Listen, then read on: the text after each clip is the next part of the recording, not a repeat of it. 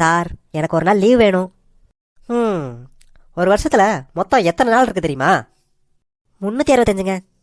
ஒரு வருஷத்தில் எத்தனை சனி ஞாயிறு வரும்? 104. அப்போ சனி ஞாயிறை கழிச்சிட்டா மொத்தம் 261 நாள் தான் இருக்குது. சரி, நீ ஒரு நாளைக்கு மொத்தம் எத்தனை மணி நேரம் வேலை செய்கிற? 8 மணி நேரங்க. ஒரு நாளில் மீதி 16 மணி நேரம் வீட்டில் தானே இருக்க? ஆமாம் சார். இந்த 16 மணி நேரத்தையும் கூட்டி ஒரு வருஷத்துக்கு பார்த்தா 175 நாள் நீ வீட்டிலே இருக்க. இப்போ சொல்லு, மீதி எத்தனை நாள் இருக்கு? 91 நாள். ஒரு நாளைக்கு டீ பிரேக்கு 30 நிமிஷம். இதை ஒரு வருஷத்துக்கு பார்த்தா 23 நாள் வருது. அப்போ மிச்சம் 78ங்க.